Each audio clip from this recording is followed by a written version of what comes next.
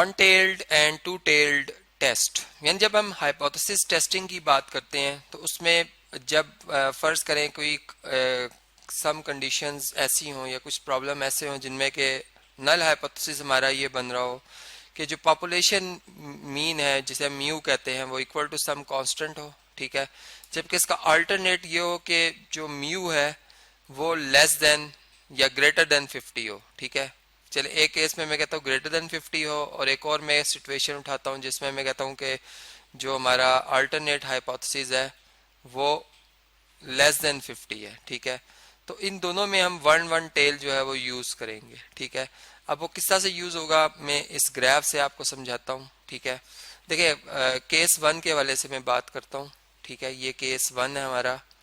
अब इस केस में अगर आप देखें तो हमारे पास जो ये नॉर्मल डिस्ट्रीब्यूटिव कर्व की एवरेज है जिसे म्यू कह रहा हूँ वो हमारी उस गिवन पॉपुलेशन की एवरेज के बराबर हम ले रहे हैं, यानी म्यू इक्वल टू 50 है, ठीक है। ये हमारा नल हाइपोथेसिस है, जबकि इसमें सिग्निफिकेंस लेवल हमें बताया जा रहा है कि जो नल हाइपोथेसिस के ट्रू नल हाइपोथेसिस के रिजेक्ट होने के चांसेस या प्रोबेबिलिटी है वो फर्ज करें 1% से लेकर अगर कोई 5% के दरमियान है, कोई भी एक वैल्यू है, फर्ज करें 2% है, ठीक है।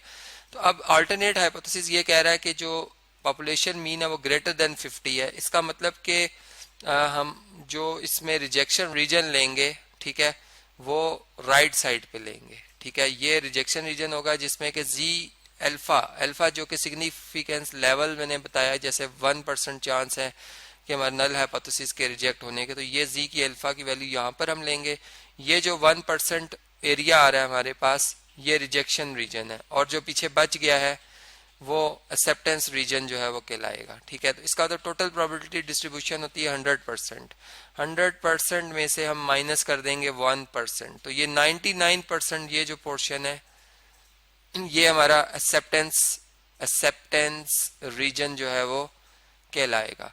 इसी तरीके से अगर हम इस केस की बात करते हैं, इस केस में अगर हम देखें तो पॉपुलेशन मीन जो हमारा वो 50 है और इसमें जो अल्टरनेट हाइपोथेसिस बना है उसमें हम म्यू ले रहे हैं 50 से लेस। अब ये अकॉर्डिंग टू सिचुएशन, अभी मैं आपसे कुछ प्रॉब्लम शेयर करूंगा डेली लाइफ के तो आपको पता चल जाएगा कैसे है।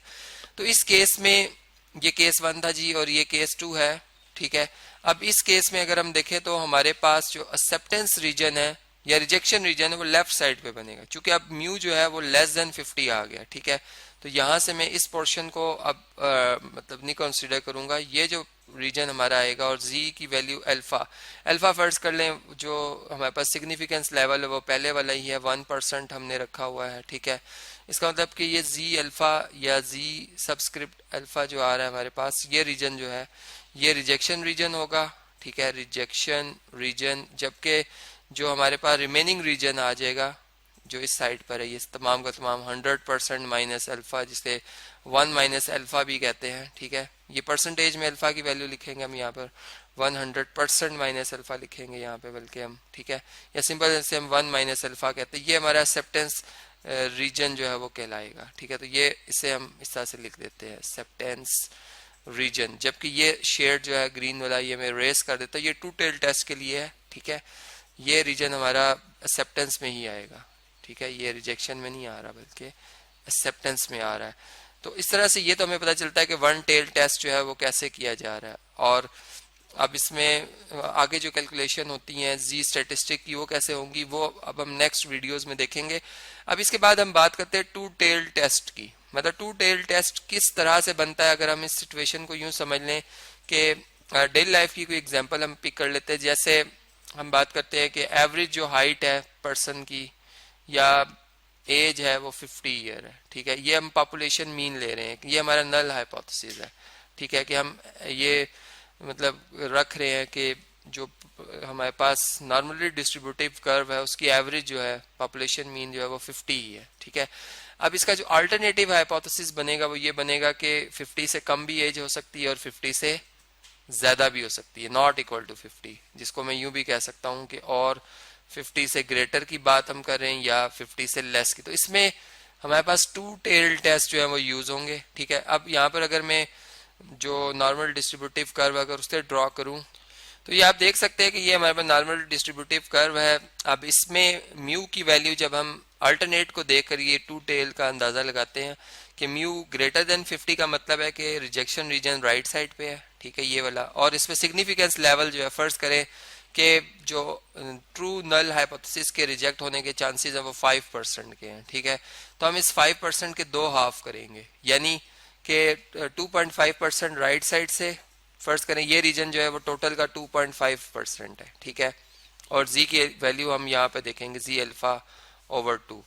जबकि इसी तरह जो लेफ्ट साइड पे हमारे पास ये रीजन आएगा, इसे हम कहेंगे कि ये भी हमारे पास 2.5% है, ठीक है। और ये जी की वैल्यू हम इसे मतलब यहाँ पर लिखेंगे अल्फा ओवर 2, ठीक है। अब इसे हम 1 माइनस अल्फा ओवर 2 भी लिख सकते हैं, 1 माइनस अल्फा ओवर 2। चूंकि ये लेफ्ट और राइट की बात होगी तो ये दोनों जो हमारे रिजेक्शन रीजन है, ठीक है। अगर हमारी वैल्यू जो एब्सोल्यूट हम लेंगे क्रिटिकल वैल्यू का, ठीक है, मतलब जो हम जी वैल्यू स्टैटिस्टिक कैलकुलेट करेंगे उसका एब्सोल्यूट लेंगे, और वो अगर इससे ग्रेटर आ जाता है, जी की वैल्यू इससे ग्रेटर आ जाती है क्रिटिकल वैल्यू से, ठीक है, जी अल्फा ओवर 2 से, तो हम कहेंगे कि हमारा जो हाइपोथेसिस है, नल हाइपोथेसिस है, वो रिजेक्ट हो रहा है और अल्टरनेट जो एक्सेप्ट हो रहा है, ठीक है।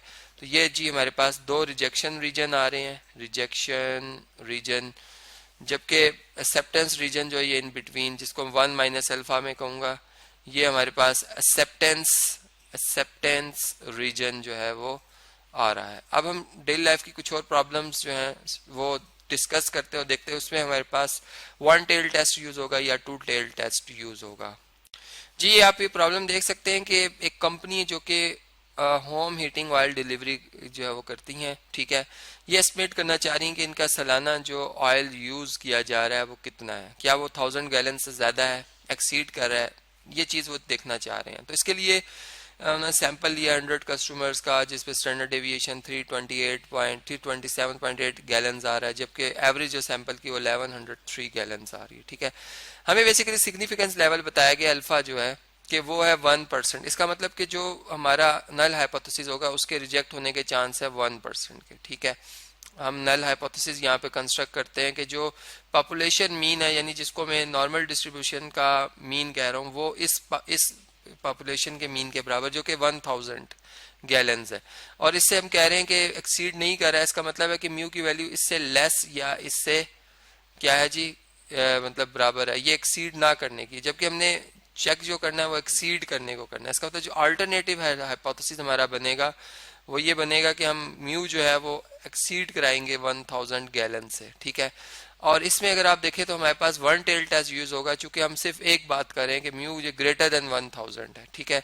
तो इस केस में अगर हम नॉर्मली डिस्ट्रीब्यूटिव कर्व बनाते हैं, फर्ज करें वो कुछ इस तरह से उसकी शेप बनेगी अगर, ठीक है, तो हम इसमें 1 टेल यूज करेंगे, और राइट साइड पे यहाँ पर हम जो ये हमारे पास जो सिग्निफिकेंस लेवल 1% है, तो ये जो 1% एरिया है ये हमारे रिजेक्शन में आएगा, ठीक है, रिजेक्शन रीजन आ जाएगा, और जो बाकी रीजन है हमारे पास वो एक्सेप्टेंस रीजन में आ जाएगा। अब ये क्या होते हैं एक्सेप्टेंस रिजेक्शन, ये एक अलग बात है, लेकिन मैं आपको सिर्फ यहाँ पर एक इंफॉर्मेशन के तौर पे बता रहा हूँ, ठीक है। तो ये एक्सेप्टेंस रीजन आ जाएगा हमारा, और ये जी की वैल्यूज अल्फा पे आ जाएगी जो कि हम यहाँ पर ले रहे हैं सिग्निफिकेंस लेवल। इसी तरह हमारे पास एक और प्रॉब्लम है, उसको हम देखते हैं कि उसमें कितनी टेल्स, मतलब 2 टेल टेस्ट यूज होगा या 1 टेल, वो अब हम देखते हैं जी। इस प्रॉब्लम में अगर आप देखें तो इसमें एक इलेक्ट्रिकल फिल्म है मैन्युफैक्चरर जो लाइट बल्ब्स बनाते हैं, ठीक है, जबकि उनकी लेंथ ऑफ जो लाइफ ऑफ जो बल्ब्स हैं, ठीक है,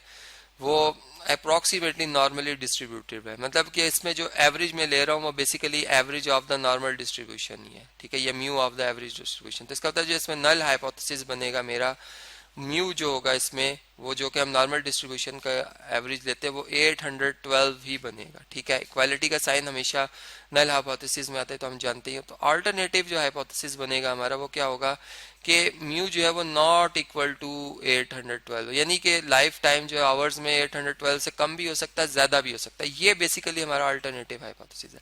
जबकि इस चीज के गलत होने के जो चांसेस हैं कि जो नल हाइपोथेसिस के जो एवरेज लाइफ पीरियड है बल्ब का वो 812 आवर है, उसके सिग्निफिकेंस लेवल जो है वो हमारा वो है 5%, ठीक है। तो इसका मतलब कि हम यहाँ पर टू टेल टेस्ट को यूज करेंगे, 5% का हाफ कर देंगे, 2.5% लेफ्ट से, 2.5% राइट से छोड़ देंगे, ये हमारे रिजेक्शन जो है रीजन बन जाएंगे, ठीक है। और जबकि बीच का जो ये रीजन है हमारा, ये एक्सेप्टेंस का रीजन बन जाएगा, ठीक है। और इसमें हम टू टेल टेस्ट यूज करेंगे और जी की वैल्यू जो हम टेबल में देखेंगे वो अल्फा हाफ पे देखेंगे, ठीक है। और उसी तरह आगे फिर जो जी स्टैटिस्टिक है उसको भी हम इसी तरह एब्सोल्यूट देखेंगे उसका कि वो इस क्रिटिकल वैल्यू से ग्रेटर है तो इसका मतलब रिजेक्ट है, और लेस है तो एक्सेप्ट है, तो ये एक्सेप्टेंस रीजन होगा, ठीक है। अब इन तमाम बातों के ऊपर हम नेक्स्ट वीडियोस में जो है वो बात करेंगे आपसे कि कैसे इनको कैलकुलेट किया जाता है।